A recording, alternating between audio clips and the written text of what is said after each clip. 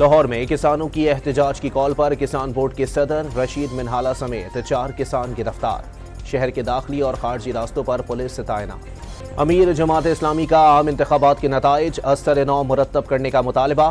حافظ نعیم الرحمان کا Karachi press club میں میٹ دی پریس سے خطاب۔ کسانوں کے مطالبات کی بھی حمایت۔ سنی اتحاد کونسل کے سربراہ نے پی ٹی آئی کو اسمبلیوں سے استعفوں کی تجویز دے دی۔ بانی پی ٹی آئی کو انصاف نہ ملنے پر رہنماؤں کو مستعفی ہو کر سڑکوں پر احتجاج کرنا چاہیے۔ حامد رضا کا سوشل میڈیا پر پیغام۔ پاسپورٹ کے حصول میں دشواری کا سامنا۔ وزیر داخلہ محسن نقوی لاہور کے گارڈن ٹاؤن پاسپورٹ آفس جا پہنچے۔ شہریوں کی شکایات سنی۔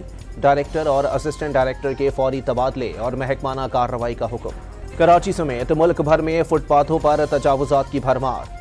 پیدل چلنے والوں کو مشکلات کا سامنا۔ سپریم کورٹ کے حکم کے باوجود تجاوزات کے خلاف کوئی کارروائی شروع نہ ہو سکی۔ کراچی میں ایم کیو ایم کے رہنما علی رضا عبدی کے قتل کا جرم ثابت ہونے پر 4 مجرموں کو عمر قید کی سزا۔ انسداد دہشت گردی عدالت نے فیصلہ سنا دیا۔ حیدرآباد میں رو سے تربیت حاصل کرنے والے دہشت گرد کو 14 سال قید کی سزا۔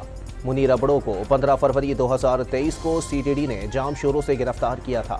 رحیم یار خان کی تحصیل خانپور میں معمولی تلخ کلامی پر فائرنگ سے ایک بھائی جاں بحق 2 زخمی۔ سکھر میں ریلوے ٹریک کے قریب لوٹ مار کے دوران مزاحمت پر ڈاکوؤں کی فائرنگ۔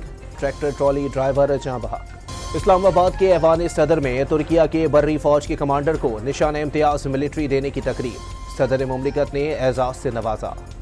اور اسکاٹ لینڈ کے پاکستانی نژاد فرسٹ منسٹر حمزہ یوسف نے استعفیٰ دے دیا۔ تحریک عدم اعتماد کے باعث دباؤ کا شکار تھے۔